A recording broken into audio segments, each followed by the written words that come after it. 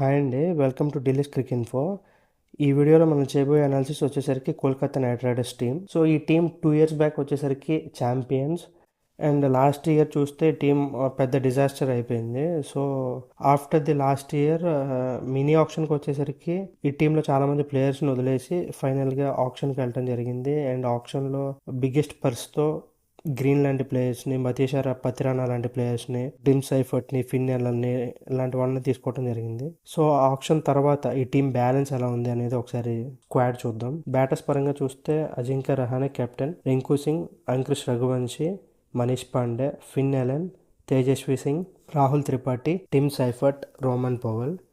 All-rounders పరంగా చూస్తే Anukul Roy, Cameron Green, Rachin Ravindra, Ramandeep Singh, Sunil Narine. Bowlers పరంగా చూస్తే బ్లెస్సింగ్ ముజర్బానీ, వైభవ్ అరోరా, మతీషా పతిరానా, కార్తిక్ త్యాగి, ప్రశాంత్ సోలంకి, సౌరభ్ దుబే, హర్షిత్ రాణా, ఉమ్రన్ మలిక్, వరుణ్ చక్రవర్తి.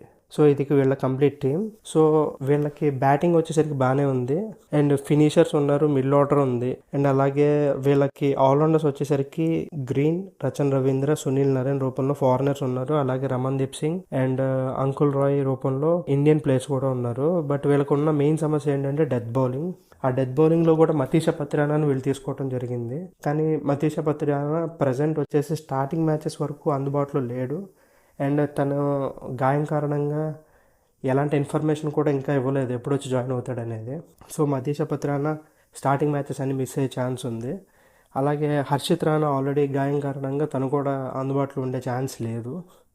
అలాగే ముస్తఫిజుర్ రెహమాన్ని వాళ్ళు ఆల్రెడీ బంగ్లాదేశీ ప్లేయర్ కింద రిమూవ్ చేయడం జరిగింది. సో వీళ్ళకి మెయిన్ ప్రాబ్లం ఏంటంటే డెత్ బౌలింగ్ నుంచి ఉంది.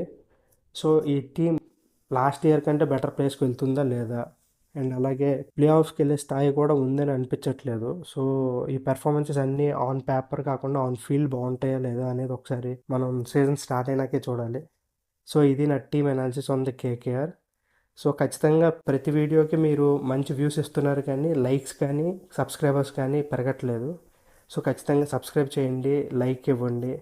Thank you so much.